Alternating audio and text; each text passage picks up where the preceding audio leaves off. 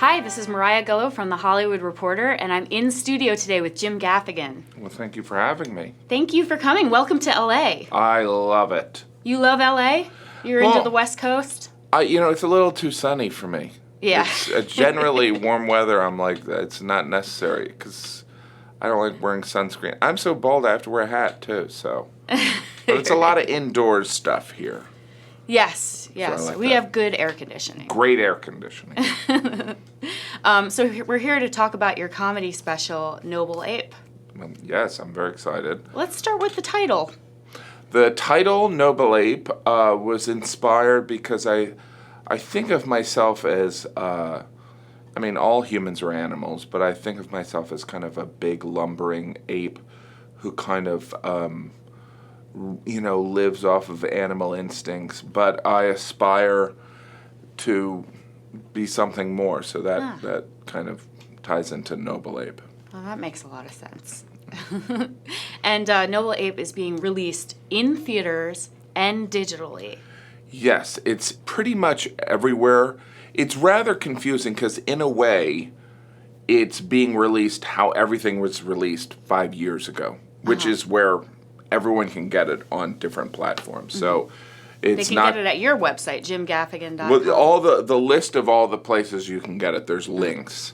But it's not exclusively to, iTunes or exclusively to Amazon. It's also on demand. It's, people consume things in different ways. So it's also on your Xbox, and the music streaming services. So it's pretty much everywhere. Yes. And why was it important for you to have such a wide release for this particular?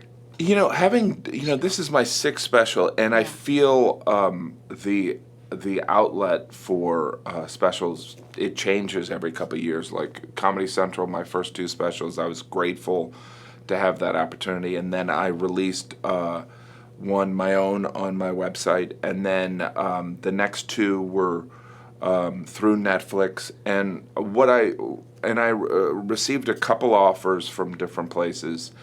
And what was so appealing about this offer was that it was available to everyone at the same time, whether someone, likes to listen to comedy in the car, or someone likes to download it and own it at home, or, as I mentioned, some people just do pay-per-view. I have 5 young children, so movies, I typically purchase them so that they can watch them 100 times. Yes. Right. Let's talk about the subject matter of this particular special, Sure. because you talk a lot about your wife's illness. Yes.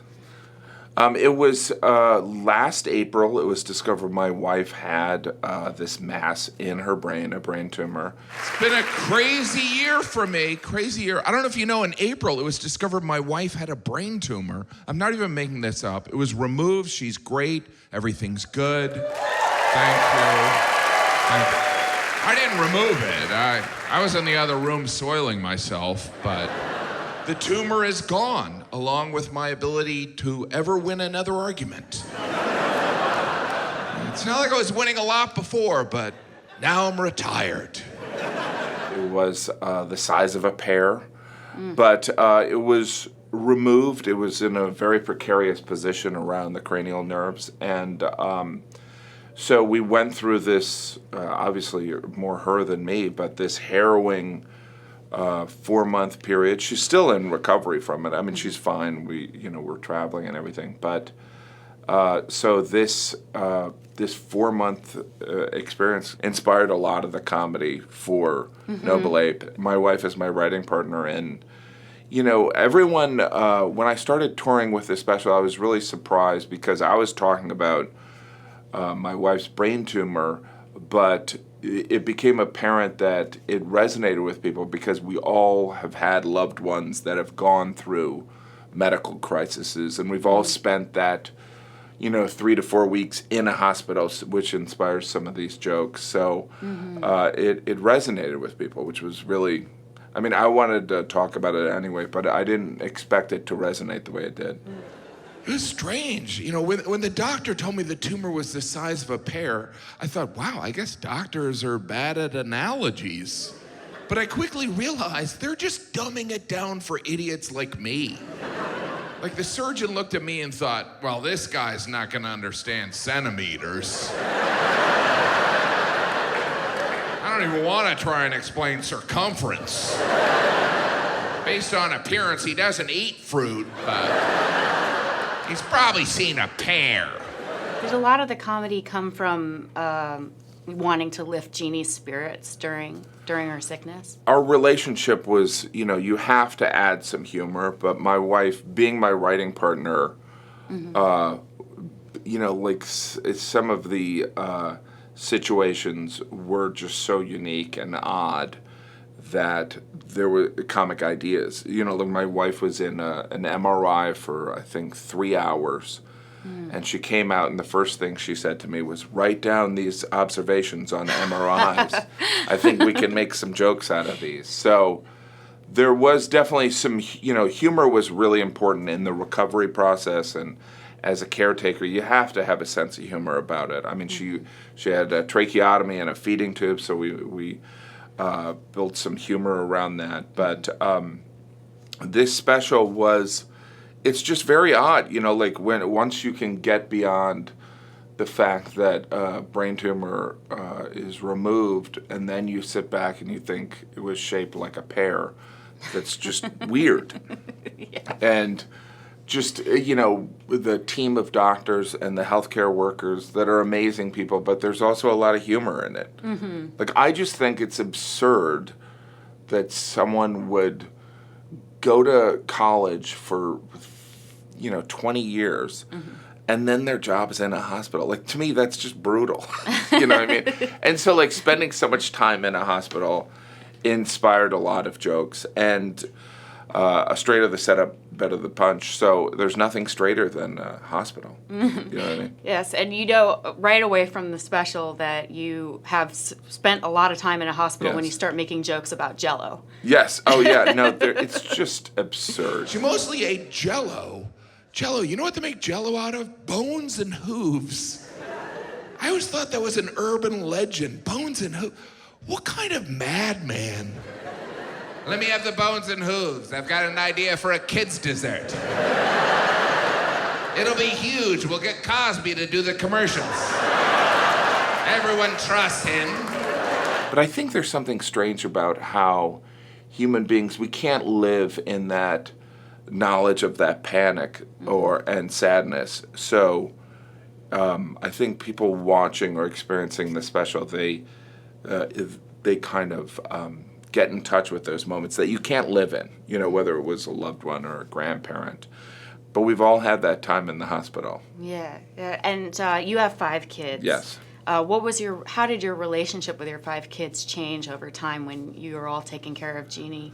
It was, it's ever-changing. Any parent would tell you that. But what was unique about that experience was the shift from my role as being kind of the 6th child to this caretaking role. Yeah. I mean, I do relish the fact that my children could see me taking care of my wife, and that there is...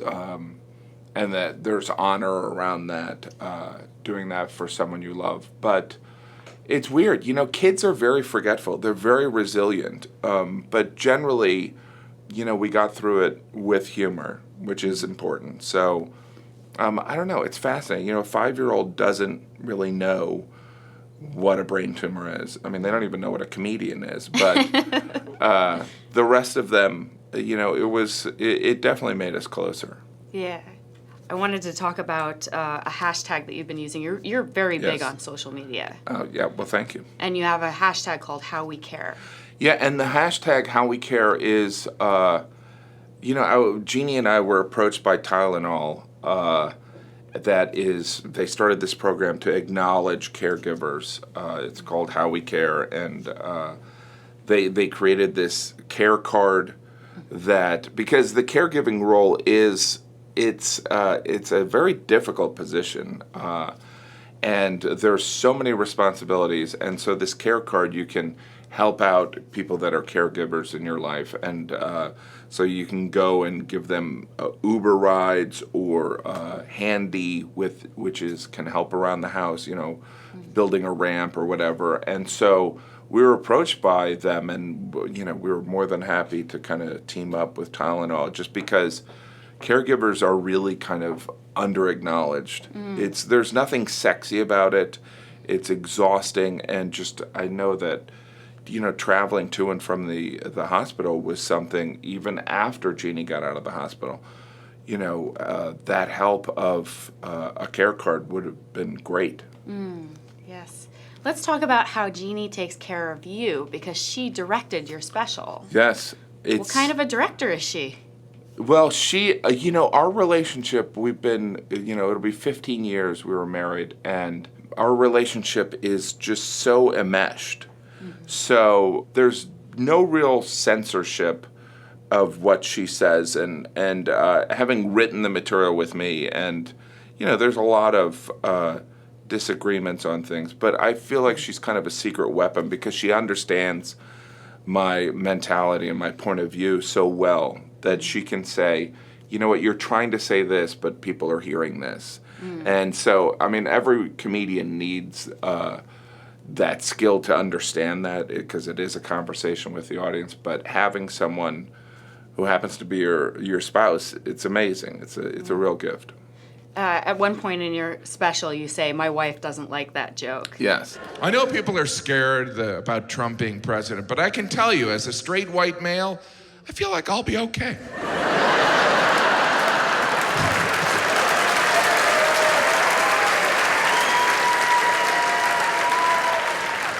My wife hates that joke.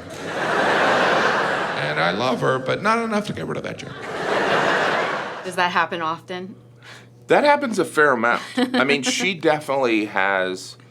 I have the final say, but she'll have, strong opinions on editing. And like the joke in question that we're talking about is about how.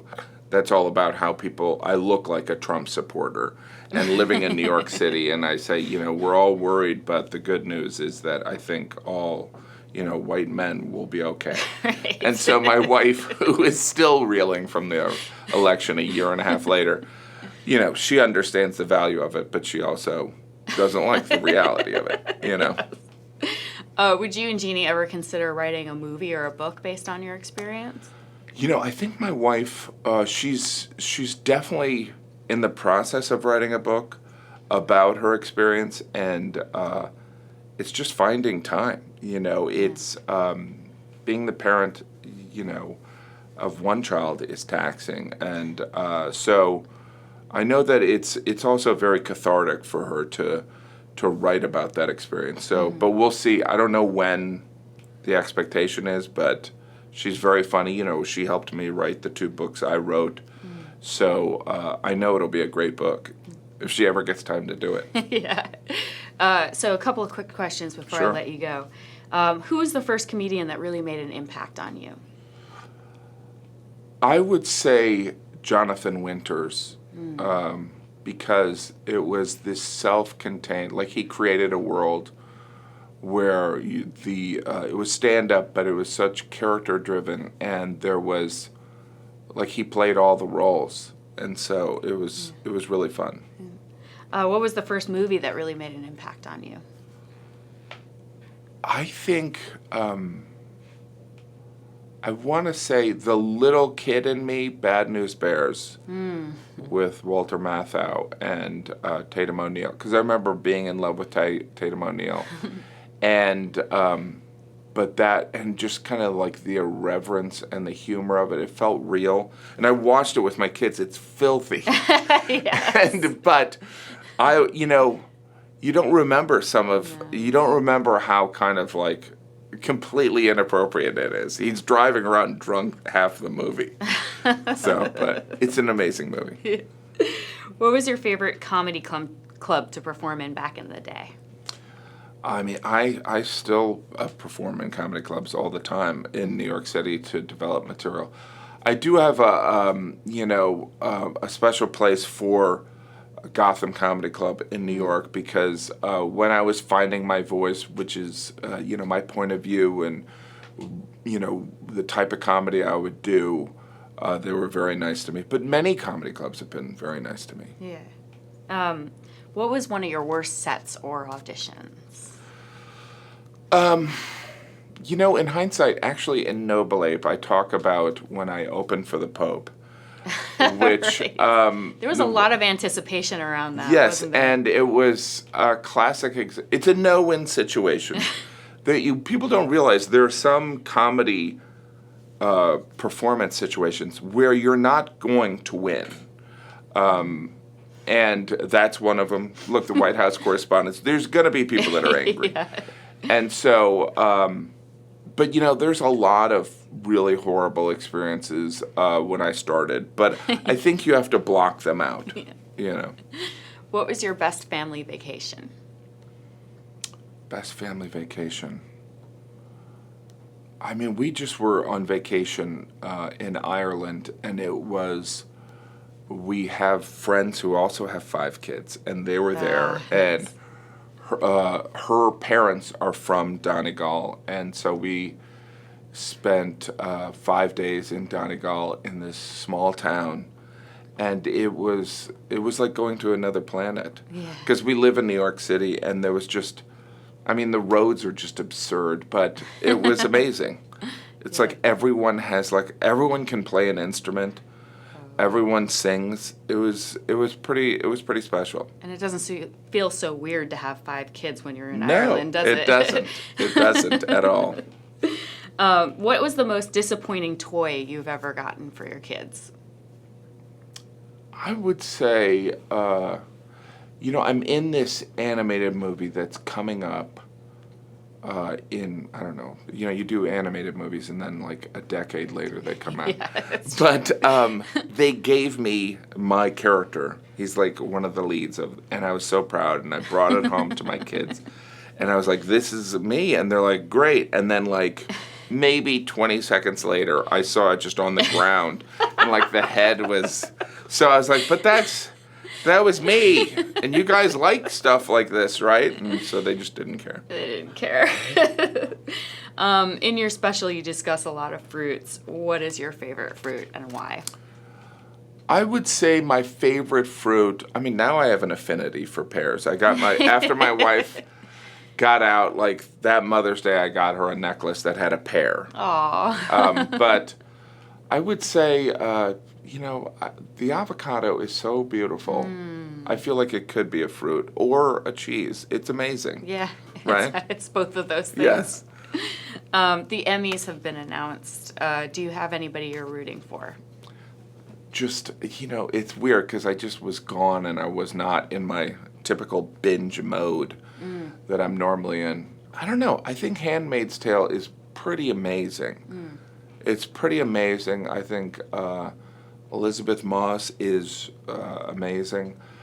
I don't know. I think, I hope that, and I don't even know if it's nominated, but Wild Wild Country, I hope that's acknowledged. Yeah. Because I thought that was really... That was a binger. That was a binger. That's when it ended, you're like, oh, I wish there was like 3 more episodes. Yeah. Like the past year, I've done Handmaid's Tale. I did Wild Wild Country. Always Game of Thrones. What's something else? And now I'm like, Game of Thrones is something you can't watch with your kids, huh? well, Do you? You have to understand. My wife, I love you have to understand. My children have watched like most of The Walking Dead. My young children, like my 5-year-old does a great impression of a zombie. And so there's something, it's weird because you get married or, you have kids with someone and you think, well, obviously we're not going to let, but my wife brought my, now 14-year-old, but she was probably 3, into a haunted house at like 3. And I was like, what are you doing? She's like, she has to be desensitized to this stuff so that she can enjoy it. And so Walking Dead, all my kids have watched it, and they're just unfazed. And I have friends, adults, that are like, I can't deal with it. You know what I mean? I'm like, my 9-year-old loves it. And, it's also, what's great is there's also the graphic novel, so then they're reading. Yeah, there you go. Wow, really, Walking Dead has made your kids very healthy. It's helped. And I'm the only one eating. I eat during Walking Dead. Like they're like eating a zombie. I'm like, this is great pasta. You know? Well, Jim Gaffigan, thank you so much for being here. Thank Your you. special is Noble Ape. It's available everywhere. You can check it out on jimgaffigan.com. Thank you. Thank you. Thanks so much. Appreciate it. Bye.